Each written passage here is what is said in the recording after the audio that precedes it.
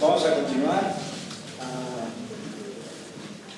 Esta mesa está relacionada con las miradas externas. Es importante cómo ven el programa de investigadores por México desde la academia y la comunidad científica.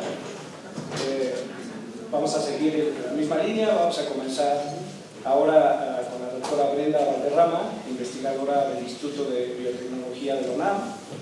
La doctora Valderrama, con estudios de licenciatura y maestría y doctorado en investigaciones biomédicas básicas por la UNAM, es investigadora del Instituto de Biotecnología de la UNAM, Campus Morelos, miembro del Sistema Nacional de Investigadores Nivel 2, fue la primera titular de la Secretaría de Innovación, Ciencia y Tecnología en México, integra el Comité Científico Nacional y es integrante del Comité Científico Nacional de Sincrotrón Mexicano y presidió la Academia de Ciencias de Morelos en el periodo 2019-2020. Pues le agradecemos a la doctora que es. Muchas gracias. Yo voy a dividir mi participación con dos perspectivas. La primera es la perspectiva de la política pública. Yo me he especializado en temas de política científica en los últimos años. La detección del problema era correcta. Tenemos un déficit crónico en México de creación de nuevas plazas. Quizá desde el año 2005 no ha habido un crecimiento real de la planta de investigadores. Lo que ha habido es un poco de movilidad, por eso el Sistema Nacional de Investigadores sigue creciendo con cierto ritmo, pero no corresponde a la planta de investigadores, que es diferente. Hay muchos investigadores que no están en el Sistema Nacional de Investigadores, no los hacen menos investigadores, simplemente su impacto es local. Esa planta se ha mantenido básicamente constante, les digo, desde por ahí de 2005, que fue el último año de crecimiento. Las causas son variadas. Por un lado, pues la falta de movilidad dentro del programa, por la falta de un programa real, funcional de jubilación, que hace que se retrase el recambio en la comunidad. Por otro lado, un estancamiento en el número de plazas. Me parece lógico entender que el número de plazas no puede crecer hacia el infinito, que tiene que estabilizarse en algún lugar en cierto número. Pero esa es una discusión que nunca se tuvo. Fue una decisión casi orgánica haber detenido el número de plazas donde se detuvo, que es alrededor de 50,000 en todo el país. 50,000 investigadores para un país de 100 millones de personas está muy por debajo de todas las recomendaciones de todos los países.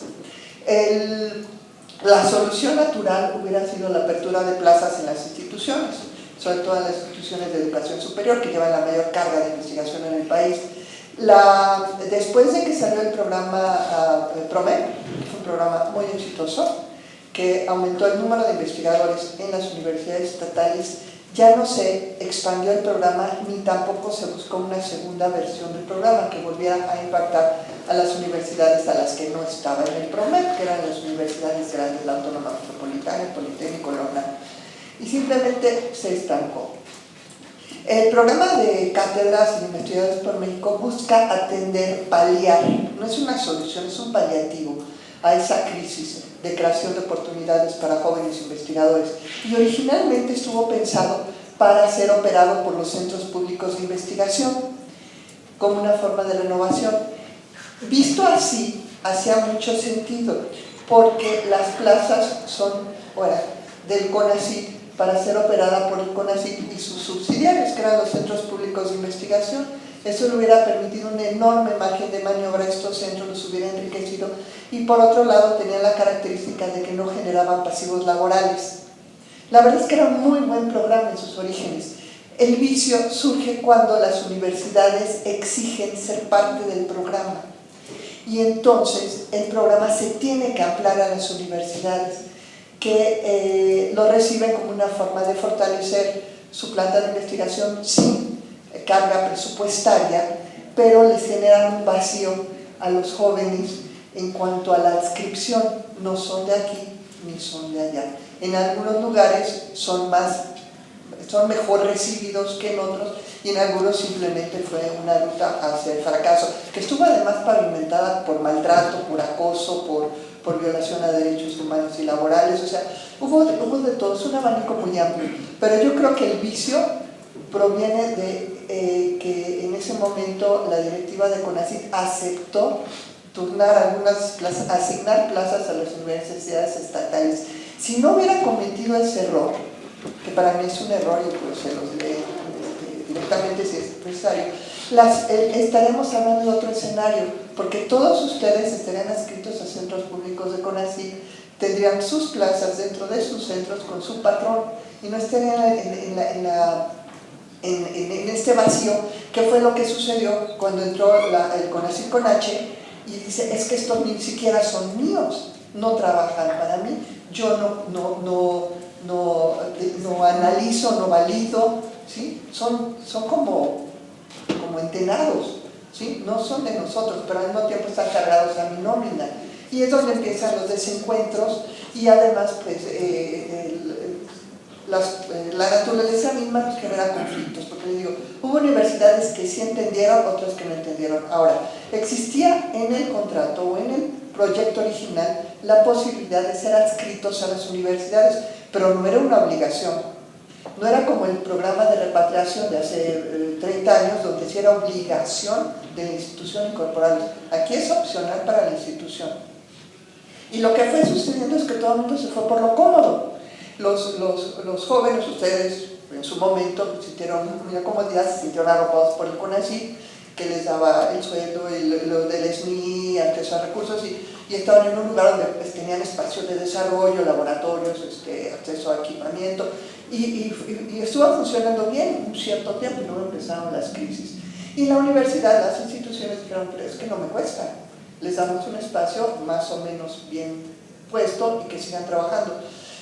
Y pasó el tiempo, estuvimos hablando en el instituto, hay 4 catedráticos, aquí está la doctora Luz Bretón, es una de ellas, y otra de las compañeras, son 2 mujeres, 2 hombres, me decía, es que, no sé qué edad tiene, pero tiene por ahí de 50 años.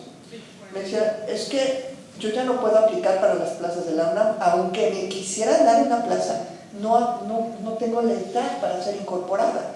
Entonces, muchos de los catedráticos están en esa situación, o investigados por México, donde ya no cumplen el perfil de las plazas institucionales, que además todas son por concurso abierto y tendrían que renunciar para entrar a concursar. Entonces, es un poco mito de que las universidades no están cumpliendo, pues es eso, en realidad no había un compromiso como tal, había una recomendación y por otro lado, ellos también tienen su propia normatividad sobre la cual abrir plazas. Y además usos y costumbres, porque cada instituto y cada facultad tiene sus usos y costumbres de cómo abre plazas. Pero la normatividad sí impide asignar plazas discrecionalmente, todas se tienen que ir por concurso abierto y en muchas de ellas, sobre todo en la UNAM, a mí me consta, están restringidas a menos de 35 años porque es un programa especial que se llama CIJA. Entonces, es muy difícil que se trasladen estas plazas a las instituciones, a no ser que se tome una decisión de muy alto nivel, y me refiero a la presidencia o a la Secretaría de Hacienda, que reasigne el presupuesto de un lado a otro. Esa sería la única opción para que esto pudiera concretarse. Tratar de hacerlo individualmente es difícil, no es imposible, pero sí tendrían que cubrir las condiciones de la institución receptora. Viéndolo así, lo que era una buena idea, lo que era una buena acción de política pública para la ampliación de plazas, aunque fuera un sistema paliativo, pero un sistema que sí le podía dar vitalidad por lo menos a un sector que era el de los centros públicos de investigación, generó un conflicto multidimensional. Y eso ha llevado pues, no solamente a problemas laborales, sino problemas personales, depresiones, crisis, absolutamente innecesarias. Entonces yo creo que también parte del esfuerzo que puede hacer el sindicato es observar ese tipo de cosas, y lo que hacemos nosotros es observar eso y pues hacer un llamado temprano para que las cosas no empeoren. Sin embargo, pues tuvimos 6 años muy complicados sin interlocución y no se pudo intervenir a tiempo. Todavía es posible, siempre hay algo que recuperar. Yo creo que lo que están haciendo, por ejemplo, con la observación de la modalidad 2, es un buen momento para intervenir, y ustedes son los mejores o los más indicados para levantar la voz e intervenir. Esa sería mi participación. Gracias.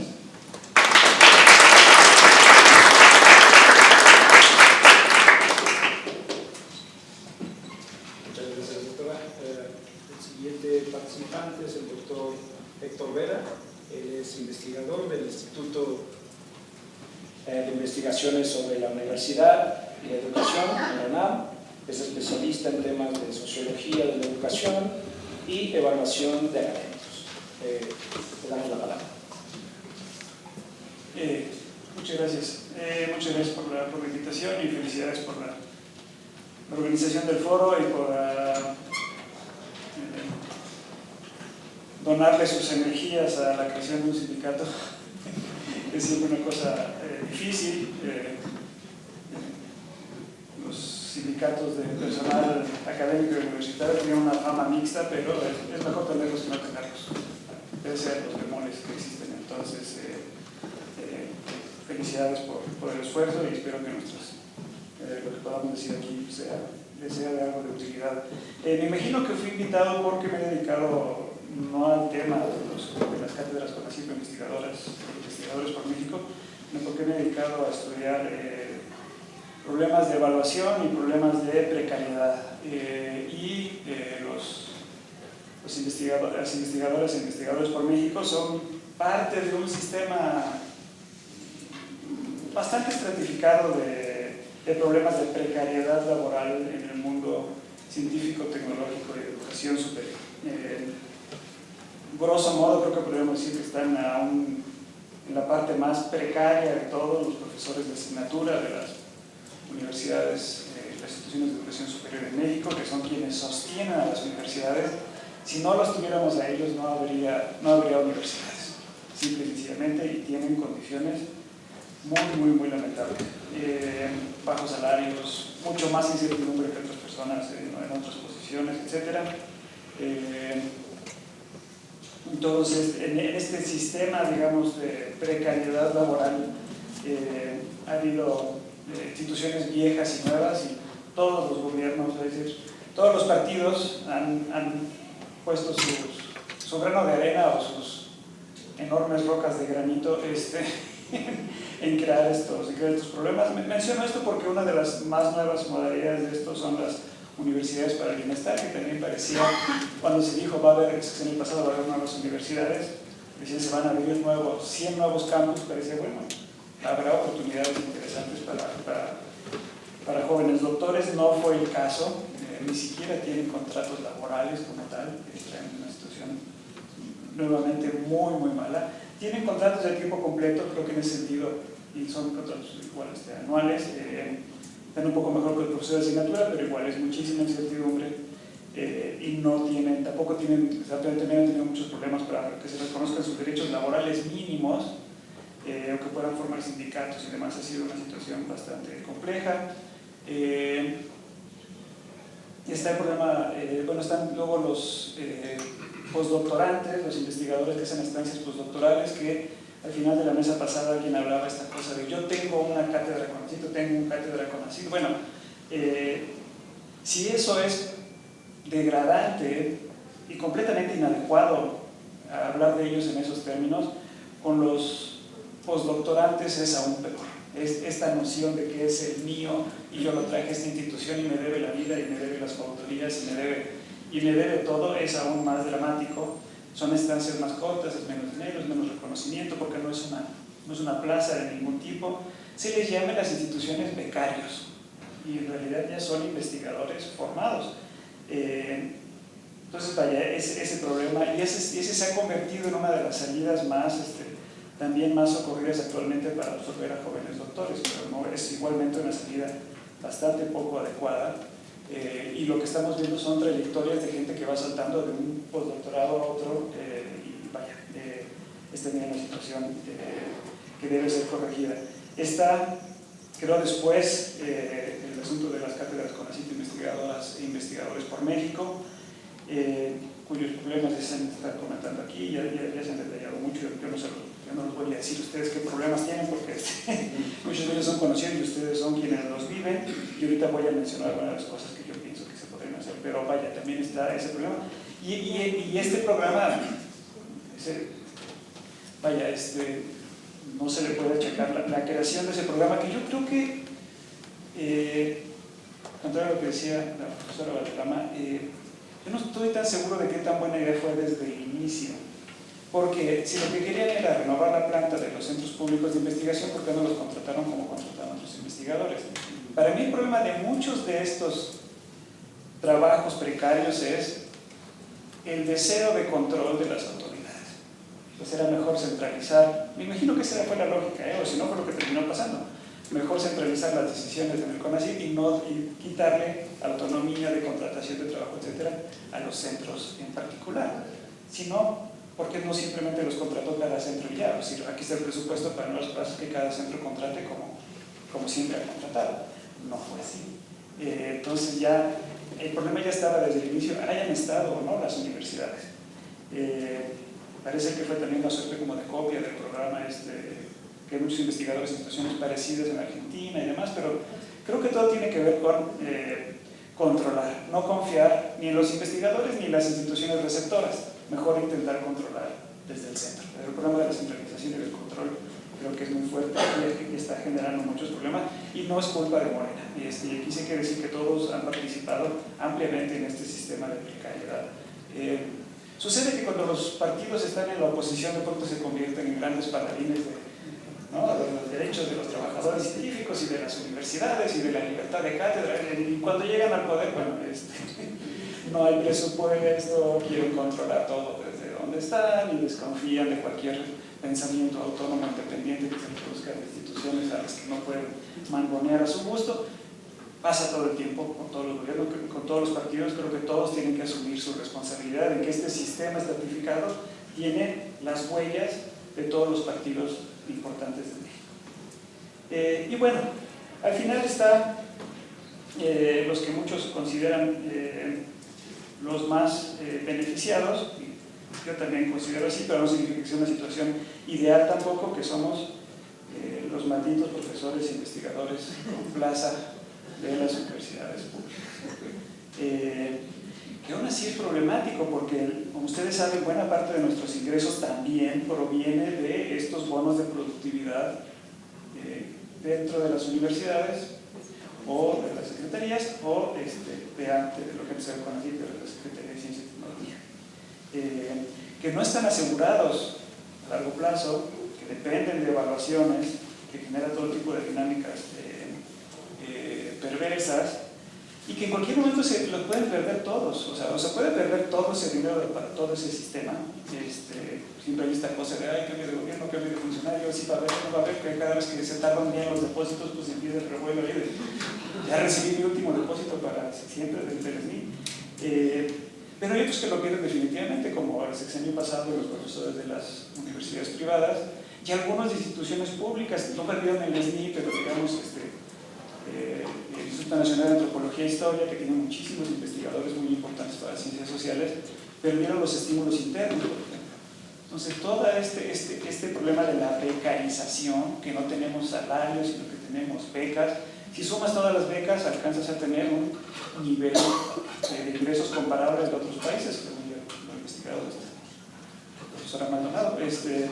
Pero si no sumas todos esos pilones, todos esos bonos de productividad, estamos muy por debajo de lo que se percibe en otros países. Entonces somos pocos, estamos mal pagados en términos del salario que sí tenemos asegurado como derecho laboral, y lo que tenemos son compensaciones muy riesgosas en términos de bonos de productividad, que bueno, si los sumas todos, pues ahí medio la vas llevando, si no, estás en problemas. Como se dice, hay muchos investigadores que no forman parte del SNI, etc. Entonces, a todos los niveles hay precariedad importante, y todos esos son problemas que deben atenderse. Ahora estamos nuevamente, no nuevamente, quizás más que en otros sexenios, ahora ha habido una retórica muy fuerte de que tenemos una presidenta científica, por supuesto lo es, pero que se va a convertir a México en una potencia científica, que ese es uno de los objetivos. Bueno, sin resolver muchos de estos problemas va a ser muy difícil. Hacen falta más científicos para sospechar que México puede mejorar como productor de ciencia y de tecnología y de innovación, y hace falta mejorar las condiciones de los que ya están. En ese sentido, lo que está sucediendo en este foro es muy relevante. alcanzar independencia tecnológica y científica, resolver los problemas críticos del país utilizando ciencia, tecnología e innovación, pero requiere otro tipo de condiciones para la gente que está haciendo la ciencia, porque con todas estas, estar persiguiendo la chuleta permanentemente a través de los bonos de productividad, o en el caso de las cátedras CONACYT, de tener dos patrones a los cuales que agradar, lo cual implica dos tipos de presiones para cuando se empiezan a multiplicar. Creo que la investigación que estaban haciendo en el sindicato es muy reveladora. Todas estas presiones para incluir a los jefes en los artículos, incluir a los jefes como cotutores todas esas trampas que los sistemas de control promueven, ¿no? En lugar de que son estos sistemas de control, necesito que todo el tiempo estén produciendo y los voy a incentivar a eso con estos bonos de productividad, y así me aseguro de que sí están haciendo algo, porque hay esta sospecha de que todos los profesores, investigadores del país, pues somos gente muy floja que solamente queremos ganar dinero y no hacer nada. Pues es una visión bastante falsa, hace que empiecen a entrar todos estos sistemas de control que son, como digo, muy problemáticos.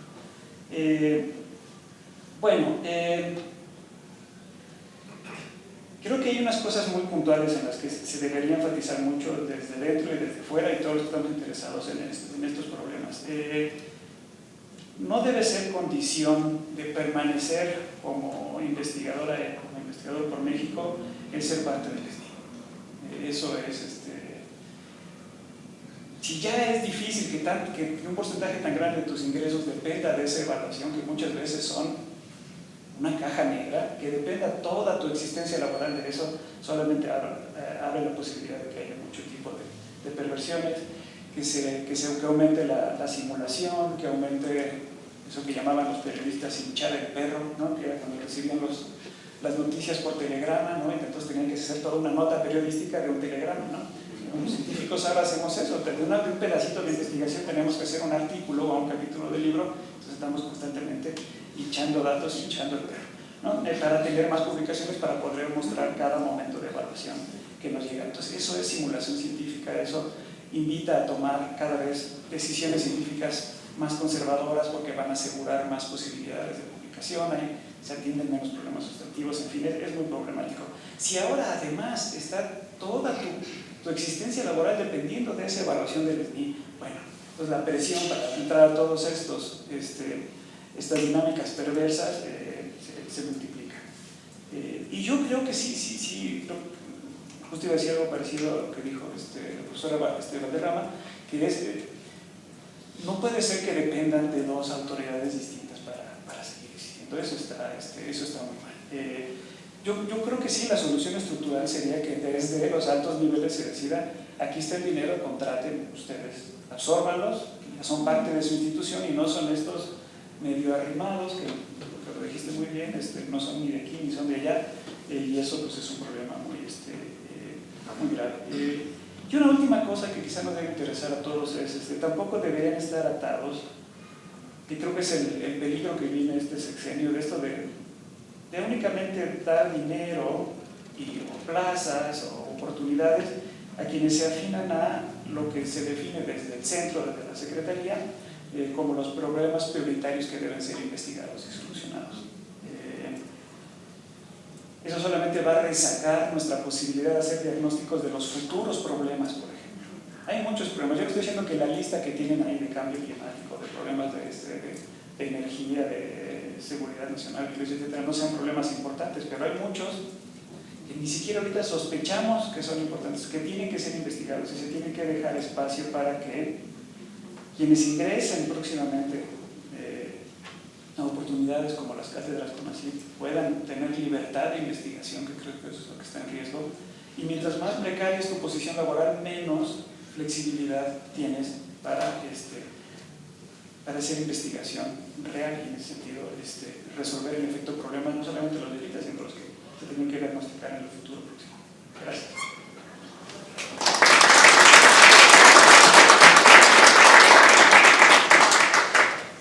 Muchas gracias, agradecemos la participación del doctor Héctor. La siguiente ponente es la doctora Alma Maldonado, es investigadora del Departamento de Investigaciones Educativas en el CIMESTAP.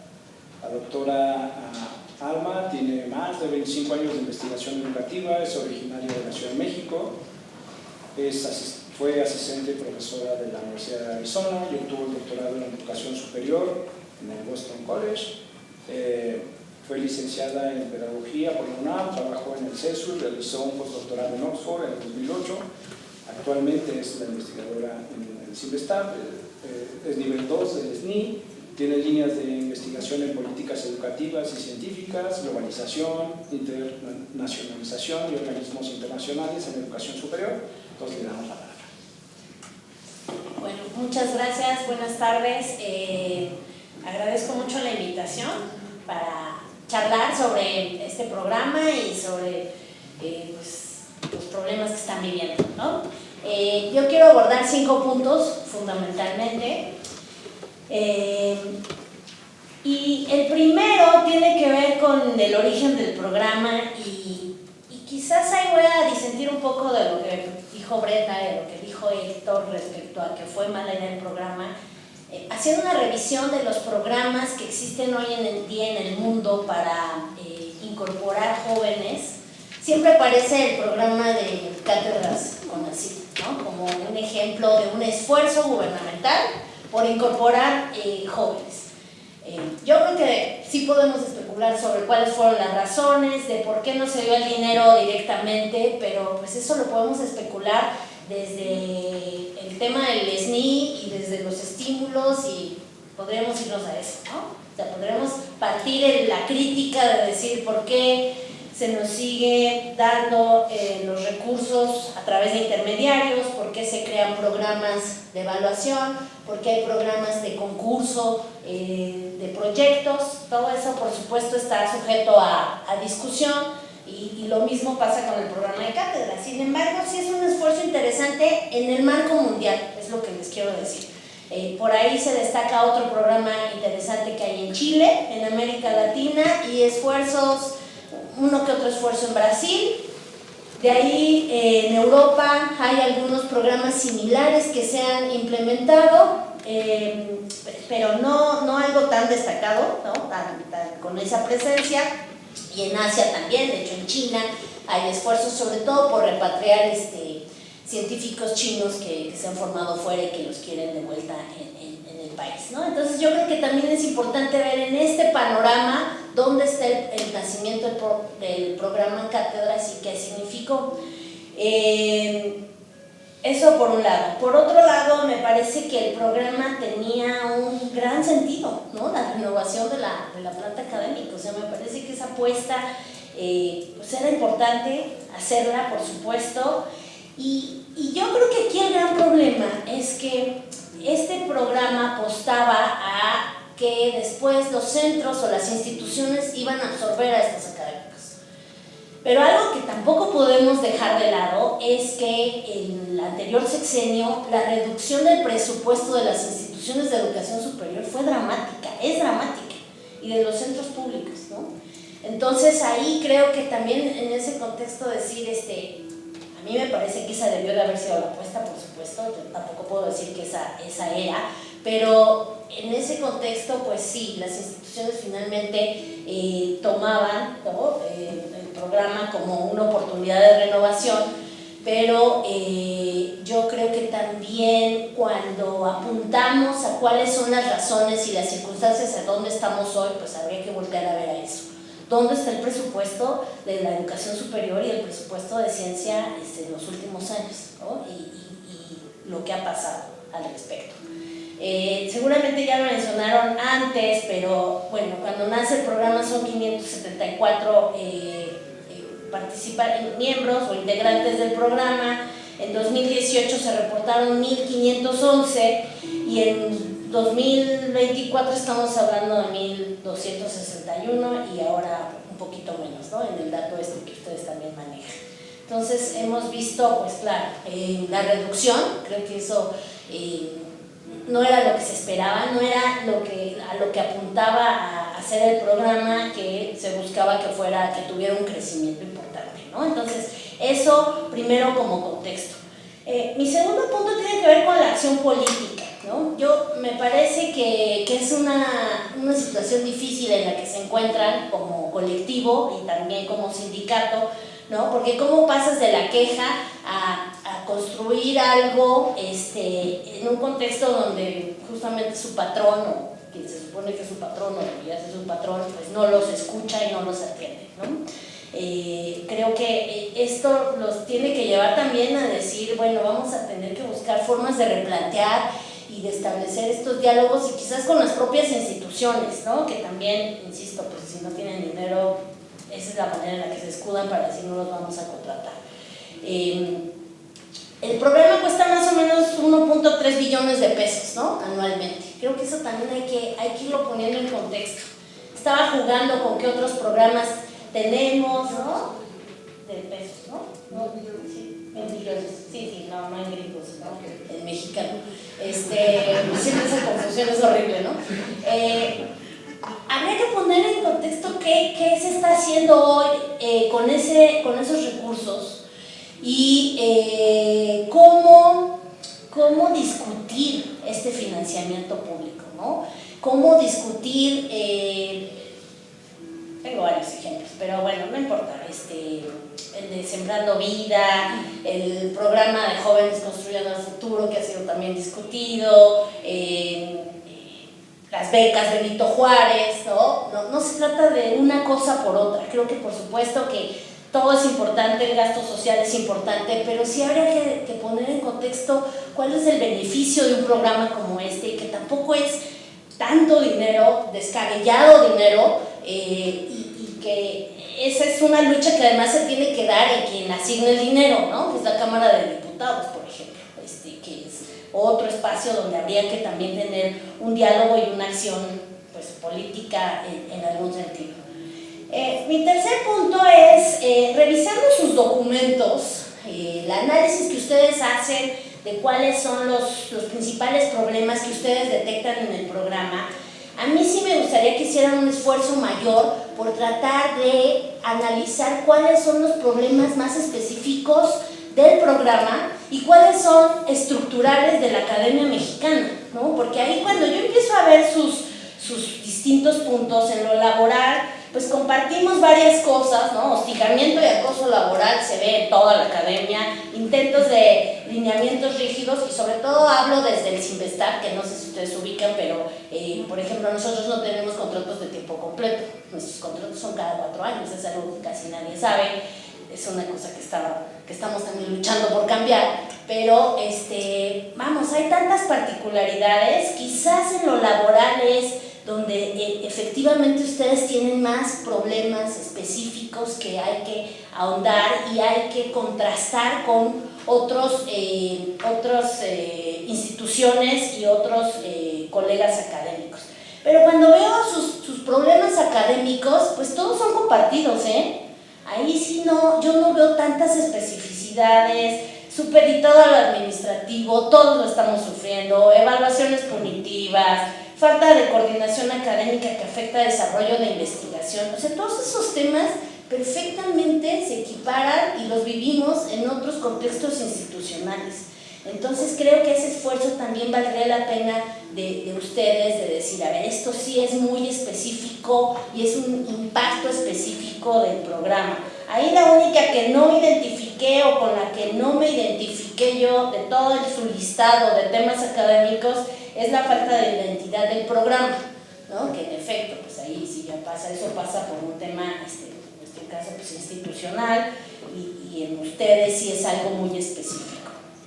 Y lo mismo en temas administrativos, hay muchas cosas que son compartidas, excesiva fiscalización, vamos, eso lo estamos viviendo en las distintas instituciones, solicitar permisos, nosotros tenemos que solicitar comisiones, cada cosa que hacemos, procesos burocráticos complejos, bueno, y ahí quizás de las cosas que no identifiqué como similares, la comisión consultiva no funciona adecuadamente, bueno, obviamente ustedes tienen ahí esas particularidades. Entonces creo que este esfuerzo también valdría la pena por decir, hay problemas estructurales de la academia y de la ciencia mexicana y hay problemas específicos del programa que requerirían una atención mucho más puntual. El cuarto punto que quiero abordar, ya casi terminando, tiene que ver con también cómo hacemos para establecer que un programa como este no desproteja una de los objetivos que tiene, que es fortalecer regiones e instituciones, ¿no? Esto pasa mucho y yo me lo imaginé mucho en el contexto de los maestros y de las escuelas, cuando muchas veces los programas más exitosos son llevar a los mejores maestros a las escuelas en peores condiciones, ¿no? Porque esa es la forma de efectivamente poder cambiar y mejorar la educación en esos lugares. Entonces, sí entiendo que hay un tema, por supuesto, de que ustedes quisieran estar en las mejores instituciones, eso lo queremos todos, pero creo que ahí también el programa tiene que ver cómo equilibrar esta parte de decir, bueno, puedo trabajar, eso se hace en algunos programas de las escuelas y los maestros, donde se les pide que a los mejores maestros trabajen un cierto tiempo en determinadas escuelas, en determinadas regiones, y después ya puedan seleccionar las escuelas donde ellos quieren, ¿no? Lo que quiero decir es, también hay propósitos de fondo de este tipo de programas, de cómo fortalecemos aquellos estados y aquellas instituciones que tienen tantas carencias en materia de trabajo de investigación, ¿no? Y cómo lo compensamos eso con los propios deseos y los propios intereses de los académicos. Creo que ese es todo un tema que habría que discutir.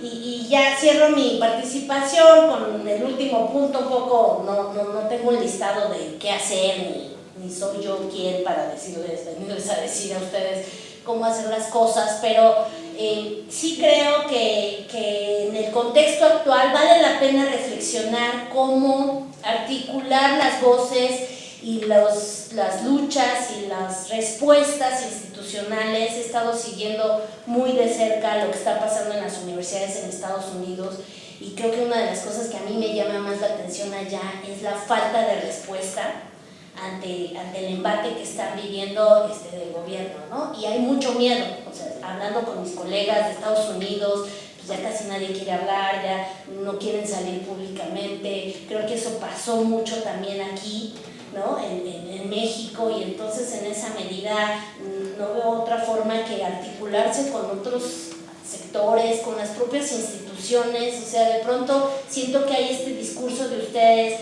de nosotros contra las instituciones, que no es así, solo digo que a veces sí me parece que llega esa sensación, y pues quizás más bien tendríamos que voltear o cambiar esta perspectiva para ver cómo se responde a todos estos retos y todas estas situaciones que están ocurriendo, y que muchas de ellas no son únicas del programa de ustedes, sino que lo estamos viviendo la mayoría de los académicos, ¿no? Entonces, bueno, espero que algunas de estas reflexiones les sean útiles. Muchas gracias por la invitación otra vez.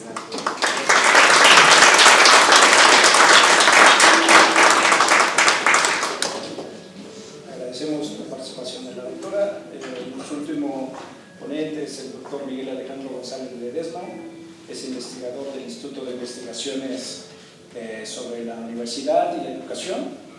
El doctor es investigador asociado C de la UNAM, doctor en Ciencias Políticas, es actualmente miembro pertenece al grupo de investigaciones Politics of Higher Education, es miembro SNI número 1. Su investigación se centra en políticas de educación superior en México y América Latina, abordando temas como la desigualdad, gobernanza, financiamiento y movimientos estudiantiles. Le damos la palabra. Muchas gracias. Bueno, yo me tomé la libertad de escribir algunas líneas para tratar de organizar lo que quiero compartir. El spoiler es que me encuentro más en coincidencia con varias de las cosas que recién comentó Alma, porque sí creo que hay un atisbo, un seño, una semilla importante de una política potencialmente de Estado en materia de ciencia y tecnología en el programa. Antes cátedras CONACYT, ahora Investigadores por México, pero bueno, pues tal vez me parece que tenemos bastante tiempo para abordar varios de estos temas posteriormente. Entonces, pues nada, agradecer la invitación al doctor Edgar, quien se puso en contacto conmigo, investigador por México y miembro del sindicato de trabajadoras y trabajadores de investigación de cátedras por sus buenos oficios para la organización de esta mesa. Estoy convencido de que el foro Ciencia, Humanidades, Tecnología e Innovación para la Transformación de México es una iniciativa de suma importancia para el futuro de nuestro Sistema Nacional de Investigación, especialmente frente al complejo panorama internacional producto de las políticas arancelarias y de hostilidad hacia las personas migrantes que han marcado la agenda económica y política internacional tras la llegada de Donald Trump a la presidencia de los Estados Unidos en enero de este año. Es decir, voy a tratar de situar mis reflexiones no solo en el programa, sino en lo que implica en un contexto más amplio. Se trata de una situación que es particularmente grave para nuestro país debido a los profundos lazos de dependencia económica que nos unen a nuestro vecino del norte. En los últimos meses, los amagos de imponer aranceles a las exportaciones mexicanas han creado un ambiente de incertidumbre que está teniendo un impacto negativo en la estabilidad de las inversiones y en el empleo, al tiempo que la hostilidad hacia las comunidades migrantes en los Estados Unidos ha creado un clima de persecución y acoso que afecta gravemente a nuestros connacionales en ese país. Como sabemos, aproximadamente el 80% de nuestras exportaciones tienen el mercado estadounidense como destino, al tiempo que las remesas de los migrantes oscilan aproximadamente en torno al 4% del Producto Interno Bruto. Por otra parte, también hay una profunda dependencia de productos alimentarios. Importamos poco más del 70% de los granos, maíz principalmente, para cubrir nuestra demanda interna. En respuesta a estos amagos, a los amagos de la administración Trump, el gobierno de la doctora Claudia Sheinbaum ha tomado una serie de medidas, tales como reforzar el control fronterizo con los miles de elementos de la Guardia Nacional, así como acelerar medidas espectaculares de lucha contra los cárteles de la droga, incluyendo la entrega de decenas de criminales a la justicia estadounidense y la implementación de operativos de alto impacto para frenar el trasiego de fentanilo y otras drogas. Además, tema importante para lo que nos corresponde, como parte de esta coyuntura adversa, el gobierno impulsa el así llamado Plan México, un programa que plantea atraer inversiones, fortalecer la industria, impulsar la innovación y conquistar la soberanía alimentaria. Aunque la respuesta mexicana se ha revelado efectiva en el corto plazo, es clara la urgencia de replantear la estrategia económica nacional hacia el futuro. La dependencia excesiva de un solo mercado entraña riesgos considerables, por lo que diversificar las exportaciones hacia otros países y agregar valor a la producción interna se presenta como una necesidad estratégica. Atendiendo a la convocatoria de esta mesa, quiero colocar el acento en la grave desatención al sector humanístico, científico y tecnológico a la luz de los enormes desafíos que estamos enfrentando. Lo hago con la convicción de que el rezago histórico que arrastramos en la materia impacta negativamente al desarrollo de México y resta viabilidad a un proyecto que se pretende de gran calado como es el Plan México. El diagnóstico elaborado por 5 cátedras, luego de un enorme esfuerzo de investigación y análisis de la problemática que enfrentan las poco más de 1000 personas que forman parte del programa, ilustra desde la experiencia de este colectivo algunos de los problemas que padecen las y los trabajadores de la ciencia en nuestro país. Aquí me muestro de acuerdo con lo que ya se decía.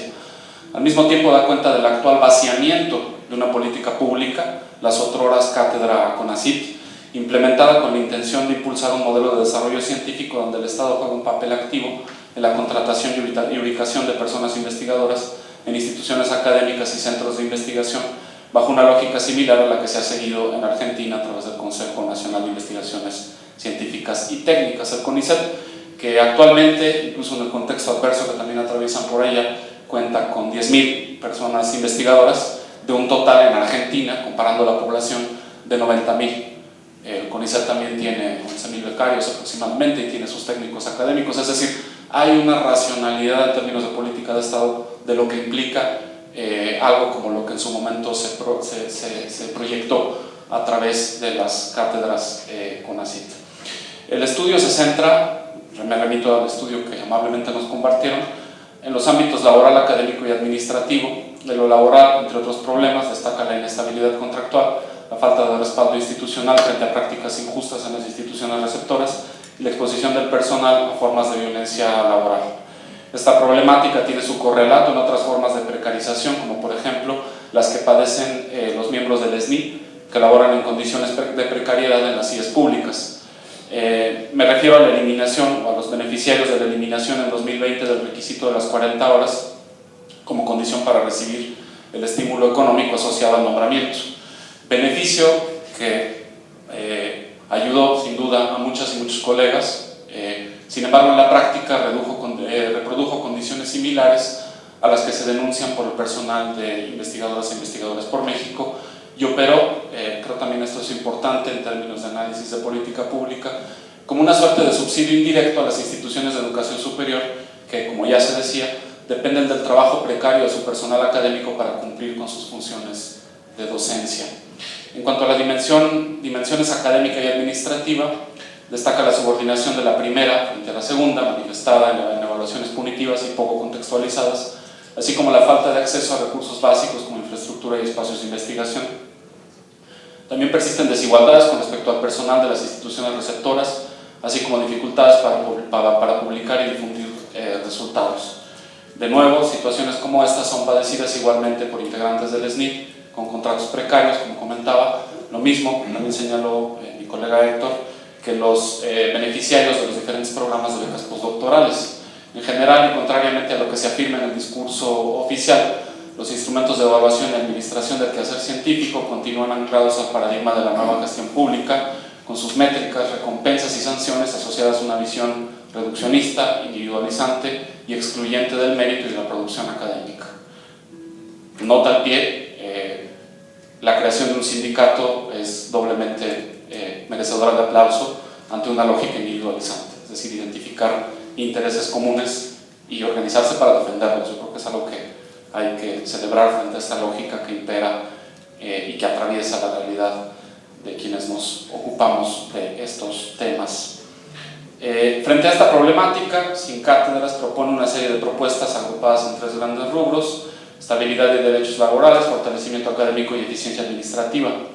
El diagnóstico y las propuestas me parecen sumamente pertinentes para informar la discusión, y esto es lo que me gustaría traer aquí como aporte o como sugerencia, que habrá de llevarse a cabo con la finalidad de reformar la Ley General en materia de humanidades, ciencia, tecnología e innovación, luego de que la presente administración se elevara al Consejo Nacional de Ciencias, Humanidades, Ciencia y Tecnologías al rango de Secretaría de Estado. Se trata de una coyuntura relevante porque permitiría ampliar los alcances de la ley y sobre todo corregir una serie de problemas en la versión que entró en vigor tras su aprobación en ambas cámaras en mayo de 2023, es decir, aprovechar la coyuntura para no permitir que simplemente se establezca el cambio de nombre, sino que hay que ampliar la discusión hacia temas que quedaron pendientes y que ustedes están poniendo sobre la mesa. La ley, vale la pena recordarlo, se aprobó a pesar de las numerosas críticas expresadas por integrantes de la comunidad científica y sin que se agotaran las sesiones de Parlamento Abierto que estaban programadas para su discusión, un total desaseo en el proceso legislativo. Entre los aspectos más polémicos y que valdría la pena replantear, destaca la renuencia al objetivo de alcanzar el 1% del Producto Interno Bruto en recursos destinados al sector. Ese objetivo, recordarán, en la ley se eliminó, que es un objetivo insuficiente, pero constituye la base sobre la cual es posible conformar o proyectar sistemas nacionales de innovación. Otro aspecto controvertido, ya estoy concluyendo, es la supeditación del quehacer humanístico, científico y tecnológico a la agenda sectorial del gobierno en turno, también ya se dijo, lo que conlleva una centralización excesiva en detrimento de una política científica de Estado. En cuanto a la administración del sector, la ley fue calificada de centralista y vertical debido a la creación de una junta de gobierno, otro tema que habrá que revisar, conformada por secretarías de Estado y con una participación menos que testimonial de las instituciones de educación superior y las comunidades que nos ocupamos a producir conocimientos. En este tenor resulta evidente la necesidad de abrir la discusión sobre el programa Investigadoras e Investigadores por México. Esta revisión debe orientarse, por un lado, a corregir una serie de injusticias que han afectado al colectivo que lo integra en los ámbitos laborales, académico y administrativo, pero sobre todo, y ahí me sumo a lo que comentaba la doctora Alma Maldonado, debe tener como horizonte el restablecimiento y ampliación de sus objetivos originales. Me parece que proyectar una meta más ambiciosa es plausible o deseable, con el propósito de que el programa se consolide como parte de una política de Estado, orientada a potenciar las capacidades humanísticas, científicas y tecnológicas del país. Solo así estaremos en mejores condiciones para enfrentar un escenario internacional profundamente transformado, profundamente cambiante, donde la interdependencia económica ya no constituye un objetivo político declarado y donde prevalecen dinámicas de fragmentación, competencia estratégica, repliegues proteccionistas, negación del cambio climático y relativización de los derechos humanos. Así pues, siendo el objetivo de este foro de contribuir a la transformación de México a través de la ciencia, considero que es fundamental impulsar una reforma a la Ley de Humanidades, Ciencia, Tecnología e Innovación que restituya el espíritu de lo público a nuestro quehacer y garantice condiciones estructurales dignas para quienes hacemos investigación en este país. La revisión del programa puede y debe ser la punta de lanza para una política científica con vocación de Estado, que deje atrás la lógica de simulación, precariedad y subordinación administrativa. Concluyo diciendo que es este el momento de asumir, más allá de los discursos, pensando, digamos, en la sede en la que nos encontramos, la centralidad de la ciencia como un bien común y estratégico para el futuro de nuestro país. Gracias.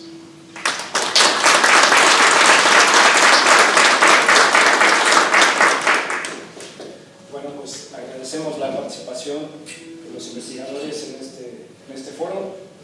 A mí me gustaría compartir una idea que ha surgido ahora. O sea, lo que nos muestran es que la Academia Mexicana o los investigadores sufren de lo mismo, ¿no? Hay falta de dinero, hay persecución, nos encontramos en una situación muy parecida. Esa es la vista que ven desde afuera, o por lo menos es lo que trato de interpretar. Vivimos, no tenemos suficientes investigadores, no hay dinero, ¿no? Siempre estamos dependientes por la falta de presupuesto, pero la pregunta que yo quisiera plantear es, y no podemos solucionar, o sea, tenemos también la aportación de lo que nos rodea, ¿no? En la parte internacional. Nosotros no podemos resolver este problema. No ha habido casos de éxito en México que haya algo parecido, porque tenemos un problema estructural de burocracias, de falta de dinero, de corrupción. No ha habido actualmente no hay en la historia de México una solución que nos dé como una luz a resolver este problema. Yo creo que sí, ¿no? O hacer énfasis de que los investigadores o los científicos son importantes. La historia o lo que acabamos de vivir con la pandemia nos ha mostrado que sí, que los investigadores o los científicos son quienes resolvieron el problema con las vacunas, o por lo menos los que dieron luz hacia cómo organizar o cómo comportarnos o qué va a pasar. Y creo que la sociedad puede asistirnos, ¿no? O decir que sí, son importantes los científicos. ¿Y cómo se resolvió? No había dinero en México en infraestructura, no había hospitales, ¿no? Las universidades o institutos de investigación no tienen infraestructura o hay muy pocas, ¿no? Hay muy pocos hospitales. Yo quiero hacer esa semejanza porque actualmente no había un presupuesto para la salud en México y actualmente ya está el 3% o 5% del Producto Interno Bruto en los últimos 5 años. No había médicos, ya hay médicos o un poquito más y todavía seguimos trabajando. Se aumentó el número de médicos o el número de universidades para médicos, ¿no? Lo mismo lo podemos hacer con los científicos, podemos hacer más universidades, que es lo que se está proponiendo. Hay ese problema, hay infraestructura, se compran equipos al extranjero, no se desarrollan estos equipos en México, se compran al extranjero, es un problema. Se compran los medicamentos, no existe eso actualmente. Y también todos los hospitales o los centros públicos tenían sus problemas burocráticos, de plazas, ¿no? de contratos de 4 años, 5 años. Entonces, creo que el gobierno actualmente ha invertido en salud y el presupuesto actualmente que se designa a construcción de hospitales, nuevos médicos, incluso los mismos problemas de los médicos que se quieren ir a los estados alejados, ¿no? de las ciudades, ¿no? Lo mismo lo pasamos los investigadores por México, nos fuimos lejos de los institutos, llegamos a un lugar donde nadie se quería ir, ¿no? También de la misma forma. Entonces yo quisiera nada más plantear que existen soluciones o ejemplos que podemos utilizar para resolver el problema que nos está actualmente planteando esta historia. Entonces, quisiera ahora, si alguien quiere participar o proponer o decir algo, gracias. Sí, buenas tardes, colegas. Pues a mí me gustaría como comentar algunos aspectos en relación a las cuestiones que han mencionado, un poco desde fuera. Me doy cuenta que hay como esta tendencia un poco a pensar desde las políticas públicas, desde un enfoque un poco más externo, pues. Y hay varias cuestiones que me quedan, que han mencionado. La primera, sobre si fue idóneo o no fue idóneo que el programa estuviera, bueno, creo que es tarde para pensar en eso. O sea, es lo que hay, pues. Eso ya quedó, independientemente si pudo haberse hecho de otra manera, si normativamente hubo otras formas, pues es lo que tenemos y aquí estamos, ¿no? Así que pues ya para discutir si fue mejor una cosa o otra, bueno, pues estamos tarde para eso, ¿no? Yo creo que esa es la primera. Lo segundo, un poco para problematizar esta idea de, digamos, como qué nos caracteriza en términos de nuestra lucha frente a otras cosas, separar lo estructural de lo particular. Pues efectivamente hay cosas que estamos pasando que muchas y muchos otros colegas están pasando en términos de la precariedad, las violencias, etc. Pero también algo muy importante que ha tenido este sindicato es una lucha colectiva sindical en un contexto en el que no solamente en que se estaban dando cuestiones también a nivel estructural muy fuerte, que era una tensión entre quienes ya estaban, digamos, en una lógica de campos de Bourdieu, gente que ya estaba institucionalizada frente a los que estábamos tratando de ingresar al campo. Y en esa lógica, pues las dinámicas se estaban presentando y estas eran las oportunidades de entrar. Y en esas oportunidades, pues nosotros decidimos sindicalizarnos. Y a partir de esa lucha colectiva, no de luchas meramente individuales o de solamente hablar desde el punto de vista de las políticas públicas, sino desde nuestras experiencias de violencia, pero como sujetos colectivos, este sindicato ha tenido como esa especificidad en lo que hemos estado haciendo. Y hablando de cuestiones de lo estructural, creo que a todas y a todos nos toca también como reflexionar sobre el tema de los usos y costumbres en la academia y qué determina quién entra y quién no. Una de las cuestiones que mencionan que podría hacerse como para que la cosa mejore es que pues, se redistribuya el presupuesto para que sean las propias universidades las que contraten, sí, pero pues volvemos al punto estructural de los usos y costumbres, que podríamos decir que en términos son unas cuestiones que son locales en cada caso, pero pues atraviesan en todas partes, es decir, saber a quién se les va a otorgar las plazas, en qué condiciones que se busca, y al final las redes que ya están son las que imperan frente a pues, los que estamos tratando de incorporarnos y que pues, somos nuevos en el campo y tratamos de entrar y de repente no se da. Entonces, bueno, pues desde este punto de vista, yo un poco a manera de autorreflexión, ustedes qué pensarían, cómo pelear contra eso, ¿no?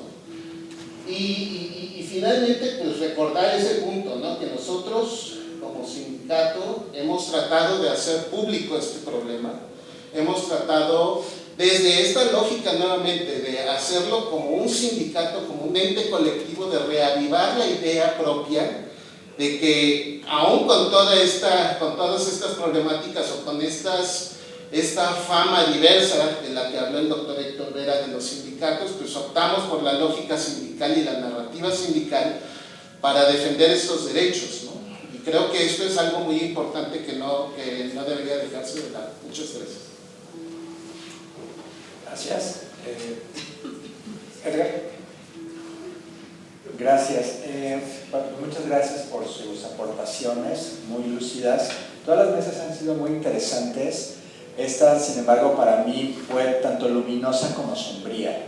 Luminosa porque yo también estoy de acuerdo y también es una intuición que comparto con ustedes en el sentido de que para entender los dilemas, los problemas, los retos del programa Investigadoras e Investigadores por México, hay que ir más allá de la política pública y hay que rascar en cómo está construida la academia, ¿no? Hace rato mi colega Beatriz hablaba de cómo construimos nuestras redes, ¿no? Y yo creo que hay que partir de ahí, cómo construimos nuestras redes laborales, académicas, científicas, cómo hacemos ciencia. Y creo que cuando empezamos a ir más allá de la política pública y empezamos a espejear con las miradas externas y nos damos cuenta que aquí también hay los mismos problemas, pero también los mismos vicios y algunas virtudes también, pero hay los mismos problemas y vicios. Entonces el tema va más allá de la política pública y se ancla en el espíritu mismo de la academia o en las reglas informales del campo, ¿no? Es decir, tenemos que empezar a reflexionar más allá del programa y de nuestros problemas, cómo en la academia tenemos un montón de mecanismos informales, cómo estos mecanismos informales para hacer ciencia y relaciones se alimentan de incentivos perversos y cómo esta cadena finalmente desemboca en consecuencias no deseadas y muchas veces lastimosas para las personas. Pero y por eso decía que es luminosa, porque nos permite ver que para entender esto hay que ir y ver y desentrañar, desmenuzar la academia completa y vernos en nuestros propios vicios para entender cómo nosotros somos la cristalización, si ustedes quieren, más perfecta de esos vicios y de esos problemas y de esas tensiones. Pero entonces, eso es lo luminoso, que sociológica o académicamente nos permite ver eso.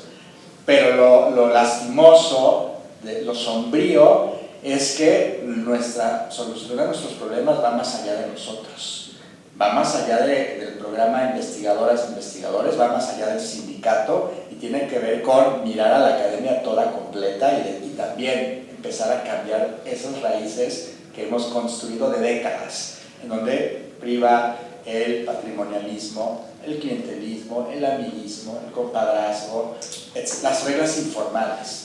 Con así hizo reglas, por eso decías hace rato, y hablabas de la ley, yo decía, sí, la ley la podemos hacer súper perfecta, pero la ley siempre va acompañada de reglas informales, ¿no? De estos mecanismos muy sutiles que aprendemos en la práctica cotidiana. Y esos son los que nos tienen encadenados y esos son los que nos tienen condenados. Y eso es cambiar, es muy difícil, creo yo, insisto, más allá incluso de la acción política sindical, ¿no? Creo que eso implica toda un remover la estructura académica. Eso se hizo una vez, estuvimos aquí en un foro, en el 2022, 2023, mucha academia o muchas de las academias de nuestro país empezaron a organizar. Ya no sé si está Arturo, hablabas de las protestas de los académicos, ¿no? Recordemos que había un movimiento, había académicos organizándose, CIDE, cátedras, mucha gente, porque se estaban removiendo cimientos, pero esa remoción de cimientos y de estructuras al final no nos llevó a un proceso no me gusta la palabra, pero encuentro otra, de saneamiento de la ciencia, ¿no? Creo que esa tarea todavía está pendiente, creo que esa es una tarea colectiva de todos más allá de cátedras, y por eso insisto, creo que en ese sentido podemos ir mejorando las leyes, pero las reglas informales, es así va a ser muy difícil hacer, y mientras no las rompamos vamos a seguir reproduciendo vicios y vicios. Y por eso termino muy luminoso, la reflexión en colectivo. Creo que si el panorama es sombrío, si pensamos tan a fondo. Gracias. Gracias, Edgar. Beatriz. Sí, a mí me gustaría tocar tres temas relacionados con lo que los panelistas nos comentaron. Por ejemplo, me pareció que, se sugiere que nosotros quisiéramos como estar solamente en las mejores instituciones, ¿no? Todos sabemos cuál es la mejor institución, quisiéramos estar ahí.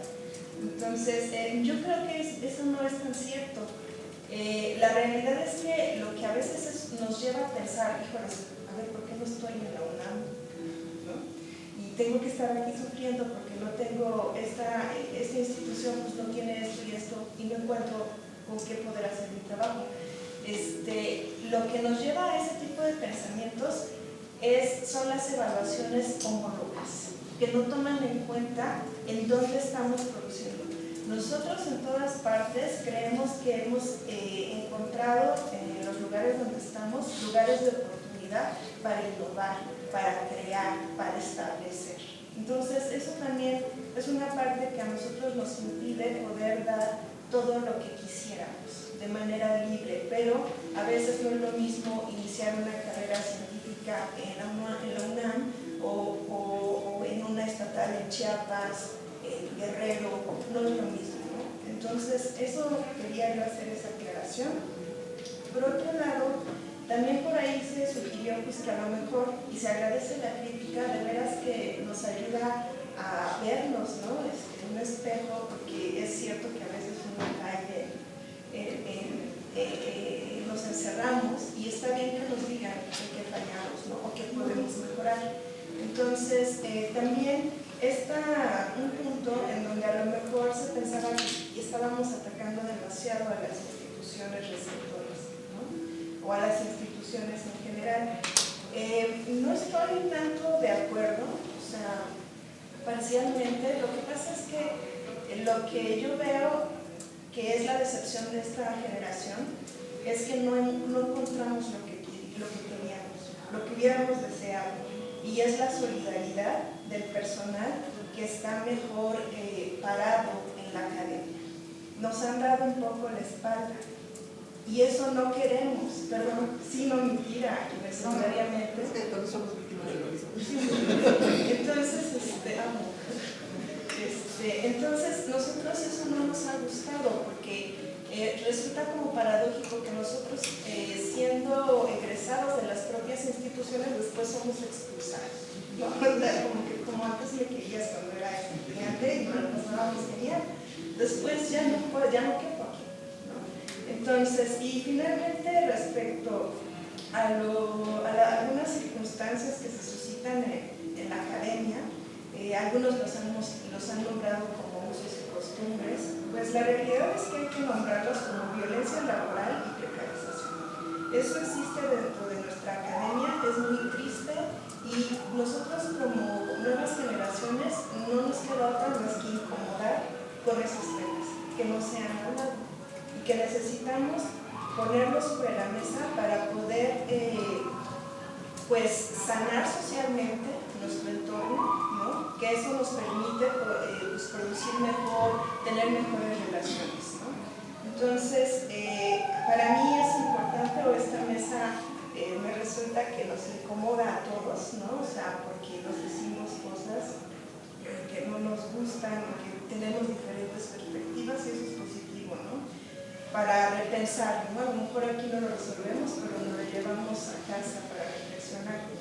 Y pues finalmente les iba a decir algo, algo por ejemplo de cómo un uso y costumbre, o bueno, no sé si nombrarlo así, acaba de salir la convocatoria de ciencia de frontera, ciencia básica de ciencia de frontera, y yo tuve una experiencia muy particular, porque resulta que un investigador que quería meter un proyecto grupal necesitaba de alguien que fuera de una estatal, y preguntó a los geólogos de la UNAM, yo soy egresada de la UNAM,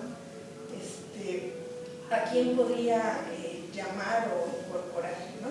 Y entonces me invitó a su proyecto y todo eso, revisé cuál iba a ser mi participación y pues no era ninguna, nada más me quería para llenar el requisito. Entonces ahí yo sí me tomó por sorpresa, porque no me gustó que que la universidad, y de hecho donde yo estoy egresada, solamente volteara a ver a las estatales cuando necesitaba este tipo de requisitos. Y entonces dije yo, qué mal que hacemos las cosas, qué mal que hemos tejido las colaboraciones entre las estatales, qué mal que está todo centralizado, que solamente un investigador de la UNAM voltea a ver a sus colegas en las estatales cuando esto es necesario. Bueno, gracias. Gracias, Beatriz. ¿Alguien quiere participar o responder? Sí. Final. ¿Al final? Ok.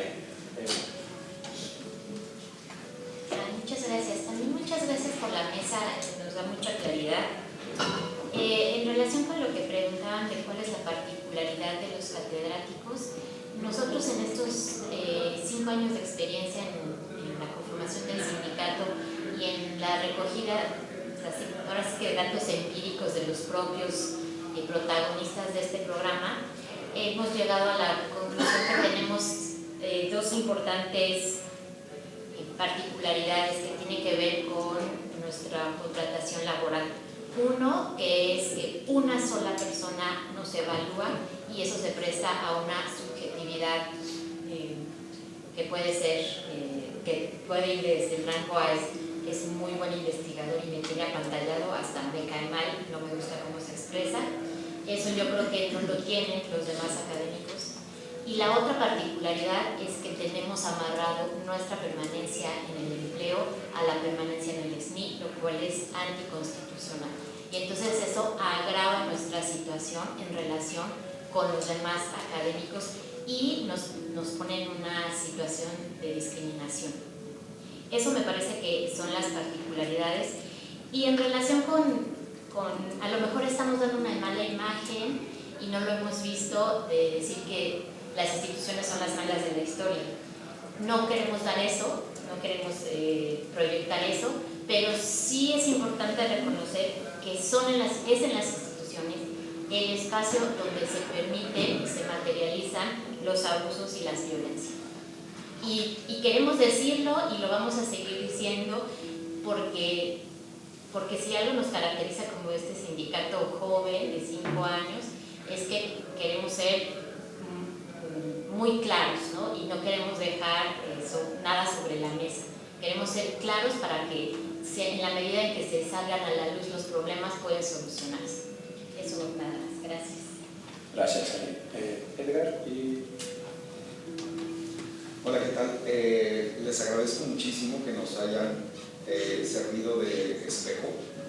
A veces, como dicen los compañeros, creo que nos sensibilizamos un poco en todo lo que estamos, a lo mejor sin voltear demasiado, y es bastante enriquecedor que nos hagan notar varias cosas, ¿no? Por ejemplo, estaban hablando que hay como piso para todos, que son los usos y costumbres, y que desarraigarnos de aquello pues va a ser muy complicado. Sin embargo, también nos dijeron que pudiéramos ser puntuales en las cosas que de alguna manera nos distinguen o son nuestro problema, ¿no? Creo que uno de los mayores problemas, que es donde subyace todo este foro y donde se ha venido a exponer todo esto, es que, a diferencia de las instituciones de investigación y de salud, etcétera, donde se hace investigación en México, nosotros no tenemos una figura administrativa. O sea, nosotros no existimos en esas instituciones. De tal manera que todo lo que a ustedes también les puede pasar, que son usos y costumbres, que es el piso parejo con el que todos comenzamos a brincar encima de él, nosotros en realidad tenemos huecos, o sea, nuestro piso está un poco más abajo, porque para empezar no existimos en esas instituciones. De tal manera que todas las arbitrariedades que puedan tener ustedes también, a nosotros, pues, en la institución, y luego le pedimos también a nuestro patrón laboral que haga algo por nosotros y no se hace nada. Creo que precisamente ese es el meollo del asunto por el cual queremos visibilizarnos, visibilizar todos los problemas que tenemos, no porque no creamos que contratos en cierto término, o que los incentivos que puede tener un investigador en alguna institución, etc. En realidad, o sea, somos como esa muela que le sacaron a un paciente y alguien quiso ponerle ahí una mala corona, ¿no? O sea, eso es lo que creo que incluso podemos llegar a tener, esa imagen, aparte de más bien de parte de las instituciones receptoras. Un lugar, una persona que no tiene cabida administrativamente, y que eso puede conllevar a un montón de arbitrariedades, ya no digamos las que se sufre como tal, como investigador en este país. Creo que ese es uno de los puntos más fuertes que tenemos que emparejar nosotros como trabajadores investigadores por México. Llegar a un lugar donde ya se tienen unas, además de los usos y costumbres que tenemos como investigadores, pues toda esta bola de nieve que se ha llevado con respecto al tiempo en la UNAM, en el CIMPESTAB, en los centros de investigación en salud, los hospitales, etcétera, tienen su propio engrane, que no corresponde uno con el otro. Además de eso, pues llegamos como una figura que en realidad no existe, administrativamente. Y creo que eso es lo más importante. Gracias. Gracias, Edgar. Gracias. Un honor conocerlos, algunos de ustedes los sigo en el ex Twitter, entonces es un honor conocerlos en persona.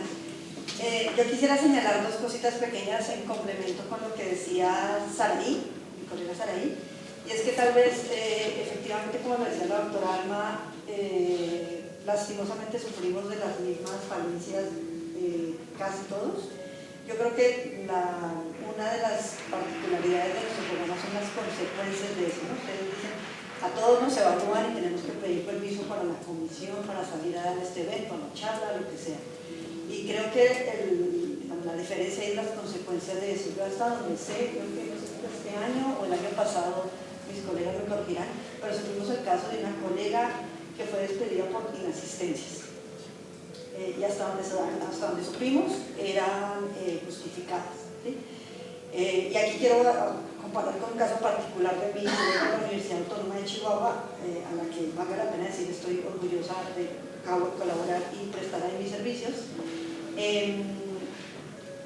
Ellos, por ejemplo, en mi facultad batallan con las asistencias de los docentes, ya no saben qué hacer para que los docentes no falten a clase.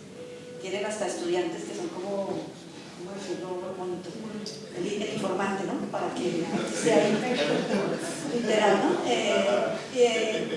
Pero no pueden hacer nada. Saben que fallan y no pasa nada. Si seguramente a nosotros, yo que tengo que firmar todos los días en el cuaderno a qué horas me voy, a qué horas salgo, si con así, como ha pasado con algunos colegas de acá, de pronto mandan las solicitudes para mandar los listados de asistencia, si uno no lo cumpliera, pues tiene una consecuencia negativa.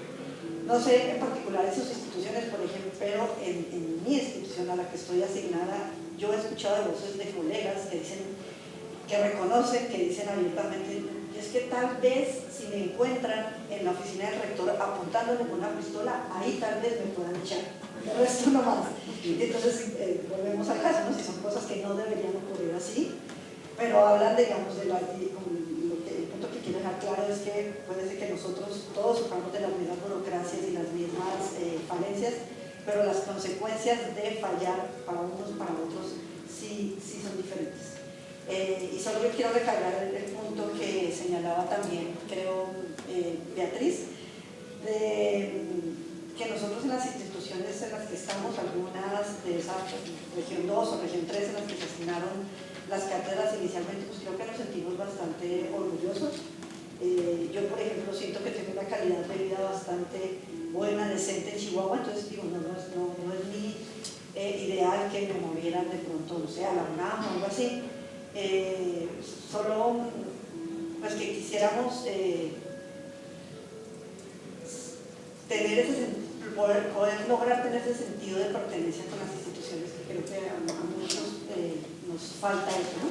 Aunque nos traten bien, vamos a decirlo de esa forma, no hay un respaldo institucional y no hay una forma de sentir yo soy parte y me puedo poner, aunque yo quisiera ponérmela, no me puedo poner por completo la camiseta de esa institución. Gracias. Gracias. Yo quisiera hacer énfasis de lo que nos acaban de decir. Una de las soluciones es a alto nivel resolver el problema, ¿no? Este presupuesto te lo damos a ti y tú ya te encargas de ello. Esta sería una solución. La que nos mostraron. A ver. Atrás y después tú. Después tú. Sí. Bueno, muchas gracias a los panelistas por darnos esta visión más completa y a los compañeros que mencionan a la UNAM como ese, a lo mejor esa institución donde todo estaría bien.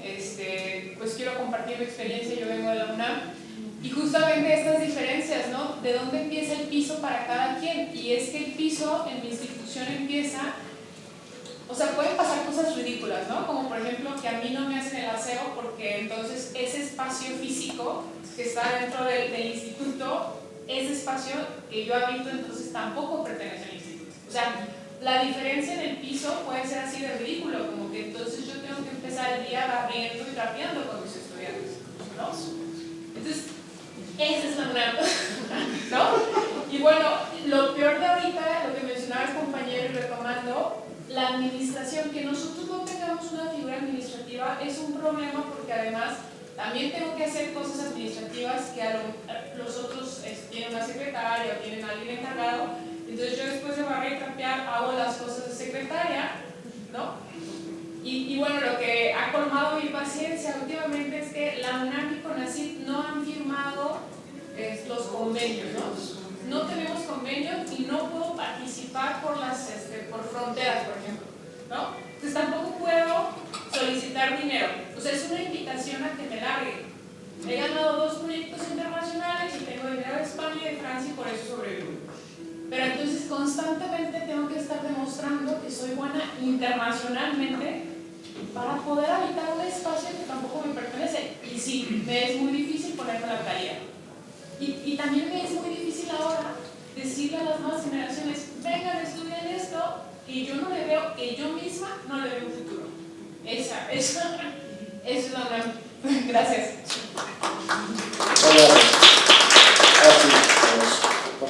Bueno, yo nada más comentar sobre la solución. O sea, parece ser que, bueno, los que aquí debían tomar esa decisión pues no están, pero bueno, que se diera el dinero y que nos dieran las plazas en los centros públicos.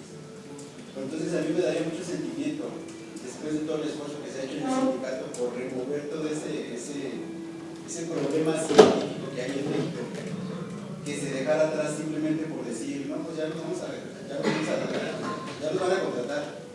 Y entonces nosotros quedarnos entre la espada y la pared y decir, bueno, ya me van a dar mi plaza, pero ahora todo lo que está mal va a seguir así, ¿no? Entonces, pues, o sea, pienso que también puede haber la posibilidad de que persista de que siga existiendo el programa, porque yo tengo mucho orgullo de pertenecer al programa, también a mi institución receptora. Entonces, creo que no es tan fácil buscar esa solución desde mi punto de vista.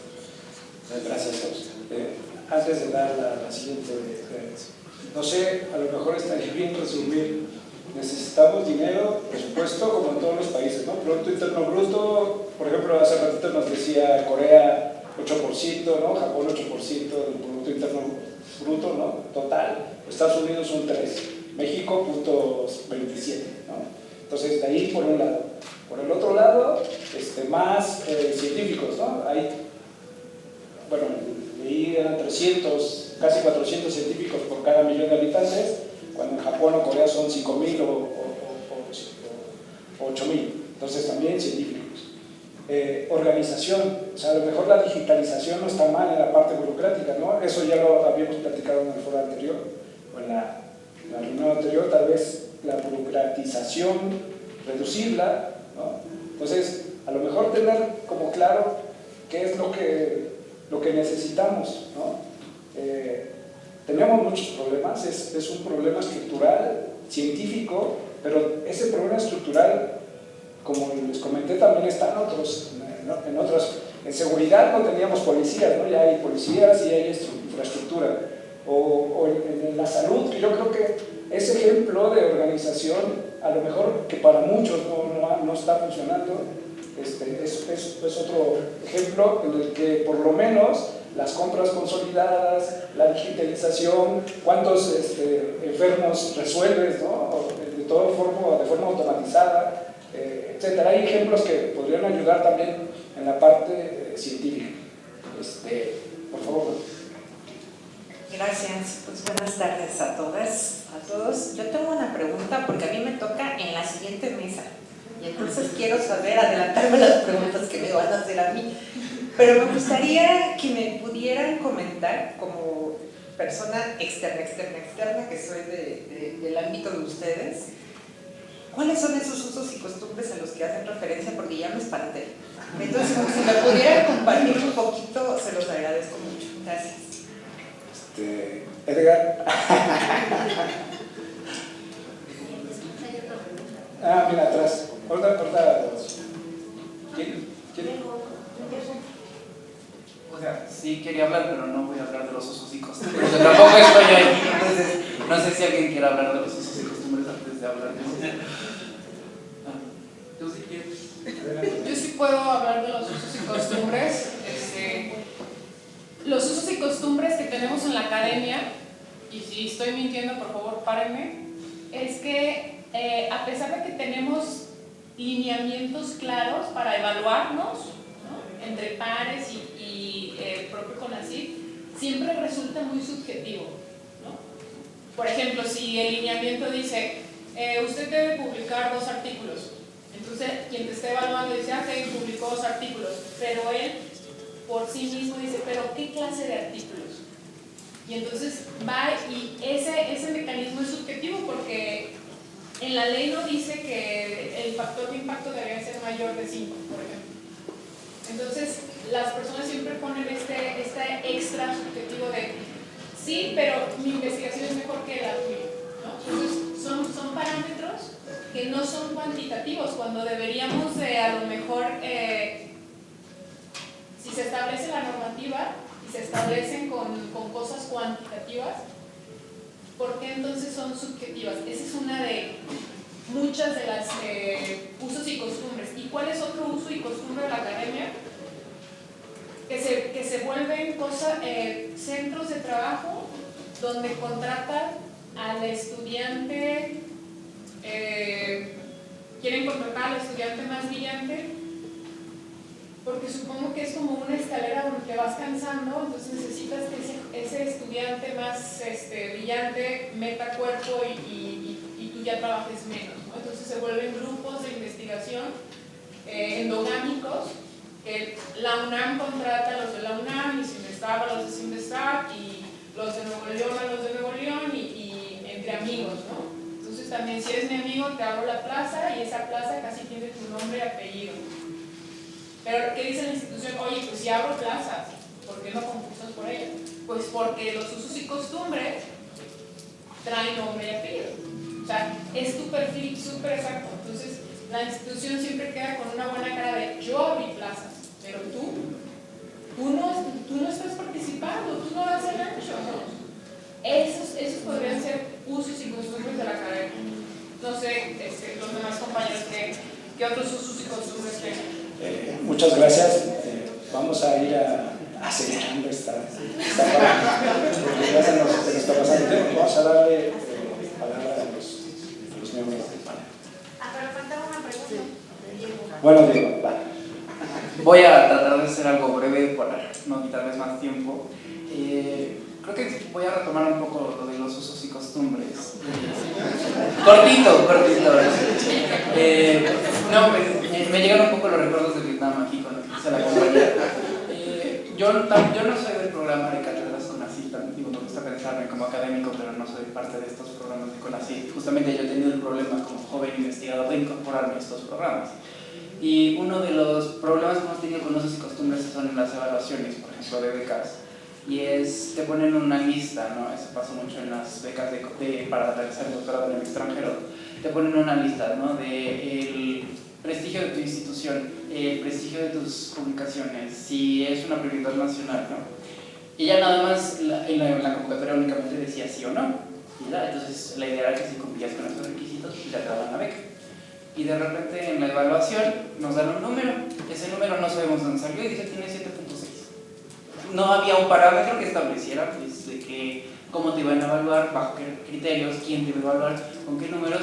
Simplemente fue lo que se le ocurrió a tus evaluadores, cuyos nombres ni siquiera conoces, y que pues en muchos de nuestros casos pues sí era como era una forma de incluso de venganza institucional por la resistencia que realizaban. Y retomando un poco lo que decían en paneles pasados de la lucha académica y de resistencia. Lo que me lleva a la segunda parte de mi participación, que también voy a ser breve. Uno de los... también me da mucho gusto ver caras que únicamente conocía en Twitter. Para quienes no me conozcan en la vida real, soy Diego Micher, ¿no? Me da mucho gusto ver aquí a algunos colegas con los que he compartido resistencia. Y justamente uno de los problemas centrales, no nada más de cátedras CONACYT, sino en general de la ciencia, justamente es el presupuesto. Y ya ha habido un caso de éxito, me dio el gusto de vivirlo, que justamente resolvía gran parte del problema presupuestal. El gobierno no quiere soltar más dinero porque eso implica o subir la recaudación o sacar de algún lado recortar, y no quiere hacer ninguna, y también porque eso implica que tienes menos control sobre los investigadores, y si algo ha demostrado el Estado es que no le gusta dar tanta autonomía. Entonces uno de los mecanismos que se crearon fueron los famosos fideicomisos de ciencia. Yo vengo del CIDE, de una institución, de un centro de investigación de CONACYT aquí en la Ciudad de México, y justamente teníamos un fideicomiso que nos permitía obtener recursos autogenerados, es decir, privados, pero de recepción de instituciones internacionales, digamos, los fondos de la Comisión Europea, por ejemplo. Esos fondos se realizaban con trabajo de los investigadores y permitía también pues, a doctorantes, a personas de maestría, licenciatura, asistentes, a cualquier persona, no únicamente a profesores investigadores, participar en esos proyectos. Y gran parte del presupuesto se iba a las arcas del CIDE, a un fondo, un fideicomiso que se almacenaba en un banco de la Secretaría de Hacienda, y con ese dinero el CIDE podía contratar, bueno, podía hacer maravillas, podía desde pagar un comedor institucional hasta contratar justamente a los jóvenes del programa de cátedras CONACYT. Muchos de ellos fueron contratados por el CIDE con ese presupuesto de los fideicomisos. ¿Cuál fue el problema? Que en 2020 eliminaron los fideicomisos. Entonces, uno de los grandes problemas es, sí, necesitamos presupuesto, pero no podemos estar bajo dinámicas anuales de ver si este año la Cámara de Diputados me va a dar dinero para sobrevivir con mi sueldo. Digo, sí se requiere ese presupuesto público, por supuesto, pero ha sido sistemático el recorte. Entonces yo creo que una de las cosas que sí tenemos que retomar es tomarnos en serio la idea de regresar a un esquema de fondos donde no necesitemos depender del presupuesto público de la Cámara de Diputados, porque aparte así reduces la carga fiscal y puedes usarlo para otras cosas, ¿no? Y aparte con eso le das autonomía a los centros de investigación para que puedan justamente contratar a los investigadores dentro de sus propios planteles sin necesidad de estar dependiendo con nadie, que es gran parte del problema que ha ocasionado. Pero mientras, porque no nada más los eliminaron, es que ya está prohibido hacerlo, entonces mientras no se elimine esa prohibición y podamos regresar a un esquema donde podamos recibir donaciones de ese tipo, almacenarlas y usarlas continuamente, pues va a ser muy difícil para las instituciones contratar a jóvenes. Muchas gracias. Vamos a dar paso para ya finalizar a nuestros ponentes. ¿Oh?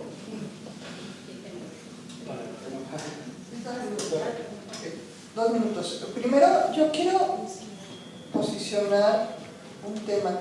Todos ustedes llegaron a cátedras porque eran líderes en su campo. Todos y cada uno de ustedes. Con ninguno de ustedes hizo el favor de darles una cátedra.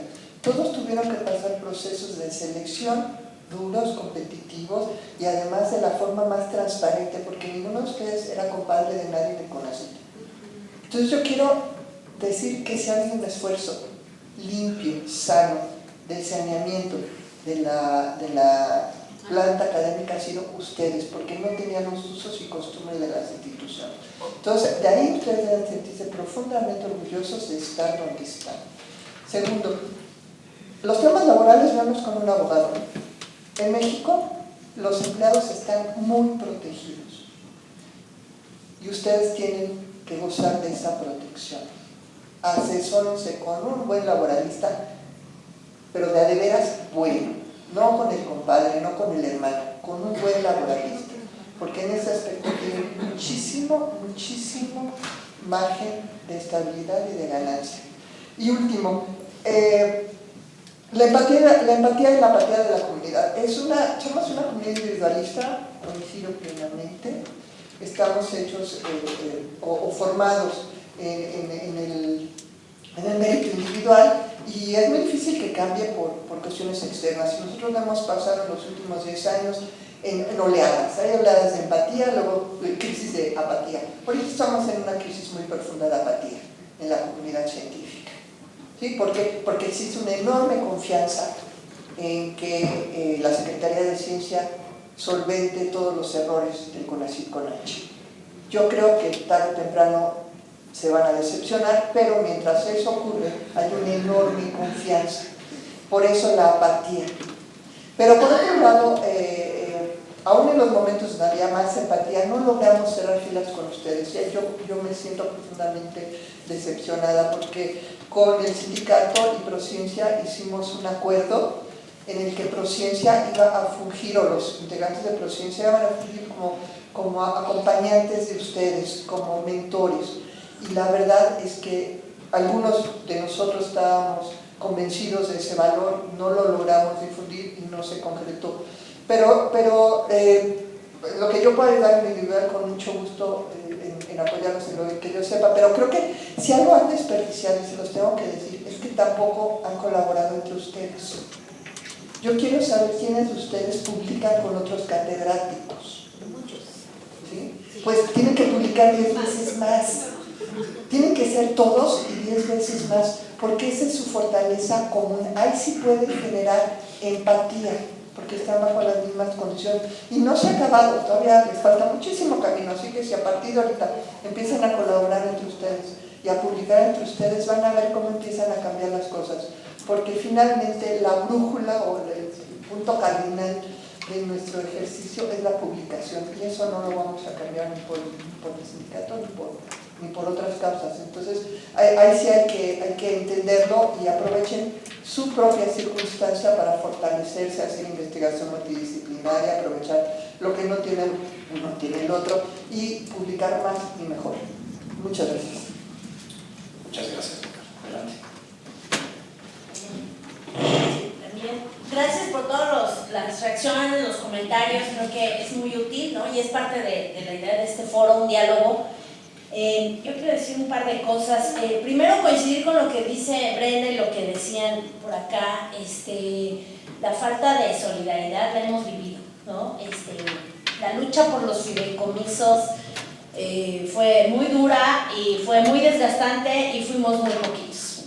Y así puedo enlistar una serie de momentos en donde se nota que a la comunidad no le importa, ¿no? Y ustedes mismos lo están viviendo. Son un sindicato de 300 integrantes cuando son 1000 y tantos, ¿no? ¿Por qué no forman parte del sindicato? O sea, bueno, eso habla mucho y refleja mucho de la situación de la academia mexicana, me parece, y del momento en el que estamos, ¿no? Pero sí hay que remarcarlo y hay que decir qué es lo que está pasando. Dejamos que destruyeran al CIDE, y pasó, y no hicimos nada como comunidad académica. Es muy impresionante esa parte para mí. Bueno, sí, algunos sí, ¿no? Pero bueno. Lo otro es, respondiendo, para alguien que estudia políticas públicas es muy importante cómo nació, ¿no? La política y por qué nació, y bueno, creo que muchos de los que estamos aquí estudiamos política pública, y por eso nos detenemos un poco en eso, ¿no? En especular, en analizar, en volver a ver los documentos, y eso tiene un sentido. No quería generalizar en decir están en una lucha con las instituciones, tampoco quería decir que todos se quieren mover, no estoy generalizando, pero sí quisiera remarcar que es importante el mensaje, ¿no? Y cómo mandan el mensaje. Y yo creo que hace ratito en la otra mesa escuchaba esta crítica de los científicos, y que se decía por acá, somos importantes y nuestra importancia. Bueno, eso está muy relativo, la verdad, ¿no? Y yo creo que también nosotros como comunidad a veces somos muy ineficientes en transmitir a la sociedad qué hacemos, para qué servimos, y eso también importa en los movimientos, ¿no? O sea, yo como alguien que ha estado, pues sí, levantando la voz en algunos momentos, digo, pues sí, yo creo que lo hicimos mal, porque no logramos convocar a más personas, porque no logramos convencer, porque a las personas les parece muy irrelevante, ¿no? Lo que estamos levantando la voz y luchando, pues bueno, también es parte, es una culpa y es un problema de nosotros mismos. Entonces, eso, volteen a ver cuáles son esos mensajes para que sean como muy concretos. Ahorita que me parece que es Saraí, perdóname, que mencionó cuáles son esas particularidades aunadas a las que se dijeron aquí, son súper claras. Y yo creo que es por ahí donde ustedes tienen que enfatizar que eso es inaceptable, ¿no? Tanto lo del SNI, tanto es inaceptable el tema de que una sola persona los evalúe. Eso no sucede en ningún lado. Es decir, que no tengan la figura administrativa. O sea, son 3, 4 cosas que son súper claras, contundentes. Yo creo que por ahí tendría que ir más o menos el mensaje. Y bueno, tampoco quiero que se generalice, por supuesto, que yo diga todos estamos iguales, ¿no? Claro que quienes tenemos un contrato de investigadores en centros o en instituciones de educación superior, frente a otros colegas estamos en una situación de mayor privilegio, pero eso no significa que en la academia estemos viviendo estas cosas. Se me olvidó decir que bueno, el sexenio pasado una de las cosas que provoca es la sindicalización. Nosotros en el Sinvestar reactivamos un sindicato que estaba ahí perdido, ¿no? Y la verdad es que ha sido muy útil. Además creo que compartimos el abogado, el Diego Carrasco es también nuestro abogado, y bueno, pues ha sido también un aprendizaje, ¿no? Es decir, solo de manera colectiva vamos a poder luchar por una cierta agenda y por unas ciertas cosas. Entonces, bueno, muchas gracias de nuevo por el diálogo y por la invitación. Gracias. Sí. Si yo mencioné esto de los sindicatos y su fama, porque a lo mejor eso explica otras cosas, y que las malas acciones de otros sindicatos afectan a este sindicato. Es decir, también hay una historia de la forma de... vaya, en la UNAM, el sindicato de académicos tiene una fama, no sé, mala, hace caso, y no defiende ciertas cosas de los trabajadores, como defender las condiciones de los profesores de asignatura, que son los más vulnerables, que son los que deberían estar defendiendo. Entonces, ustedes, como el nuevo sindicato, arrastran esa historia y el escepticismo. No dar un comentario, por supuesto, sobre ustedes, pero está ahí. Ahora, pues repito, es mejor que estén a que no estén, pero esa historia está ahí y tienen que lidiar con ella. ¿Por qué estaba abandonado ese sindicato? Pues seguramente o no hacía falta o no había actuado como se esperaba, etc. Aunque sea retóricamente que este gobierno esté intentando apuntar a la ciencia y que la presidenta se autodefina y sea nombrada por su grado académico, por ejemplo, y haga estas cápsulas ahí en TikTok para explicar las leyes de la física de Newton y demás, esa retórica puede servir como un movimiento de decir, bueno, si dices que te importa, entonces esas acciones de que te importa. No siempre está eso. No siempre está eso. Y yo creo que es un punto normativamente hablando pálido y retóricamente siento que podría ser efectivo. Yo creo que todos ustedes se merecen las condiciones de trabajo que Claudia Sheinbaum tuvo cuando era académica de la UNAM. Punto. Ella fue parte del panel intergubernamental de cambio climático y se ganó el premio Nobel de la Paz. Ya ahora que estaba en campaña política, se ganó el premio Nobel de la Paz. Se lo ganó el panel, por supuesto, pero ella fue parte de esas publicaciones.